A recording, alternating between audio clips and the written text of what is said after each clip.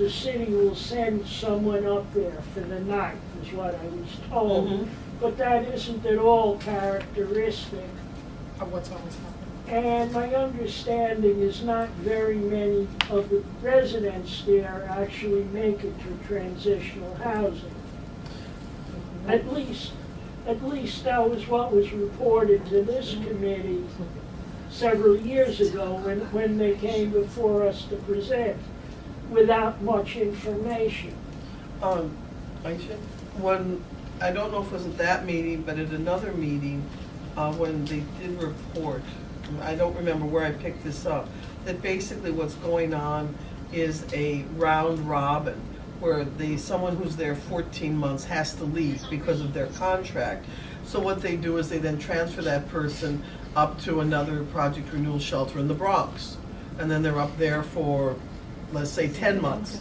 Then they're cycled back to here, and they're just round robining these men. That's subsequent information than what they presented here. Yes, so what they're just doing with these men, in rather than finding them housing and the therapy and the stabilization that they need, they're just bounce when their time is up under contract at a particular shelter, they bounce them to a new one, another one, and just say, okay, your clock starts here, and your clock is up there, they bounce them into another. Never dealing with the problem. And I said, well, this isn't working, and the person said, well, there's no housing. Now you're going to ask why they have the contract with all these problems. And my understanding is that they're bottom feeders, and they always put in a low bid. Okay, okay. At least that's what I was told. Okay. Well, I don't know whether it's true or not. The city actually has a policy where I just recently did a bunch of procurement trainings with the city, which are free, by the way. Okay. And the city, certain types of funding or opportunities are based on who gives the lowest bid and not Yes. necessarily who is the most qualified. I don't think that shelters, housing, or these types of things should be that kind of procurement. Yeah. Since we kind of have next steps for this, can we go to agenda item 1? Yes. Yes. Yes. Yes. So that's all. Let's just finalize. Yes. Just a quick answer to the question that Barbara had before, and then I have a brief question.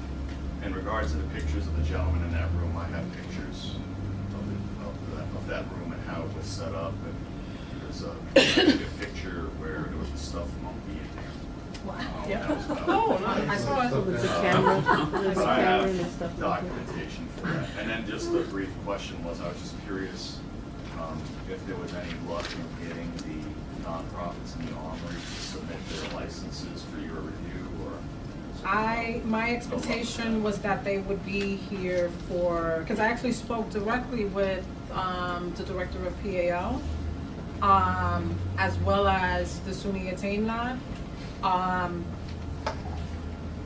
And I'm not sure why they didn't appear. However, for the next month's meeting, the goal is to follow back up and say, you didn't appear, we would like you to appear, and to please bring your license, questions, concerns, suggestions, whatever, where this issue is concerned. So, that being said, so the consensus seemingly is for me to insist that they appear at this meeting. And what I will do is, we did highlight certain questions and concerns that we had. Of course, some of the rest that comes from anything else that is funneled to me in regards to what's happening in the building, where questions may arise, but what is the format? Do you guys want to suggest anything that jumps out for you guys that I should definitely have them prepared to answer in writing, possibly, if they're not going to attend? Do you guys want to funnel those questions to me by email? I would just ask to be short. I think it's fair. I would love for them to show up. I mean, So- they want to prepare.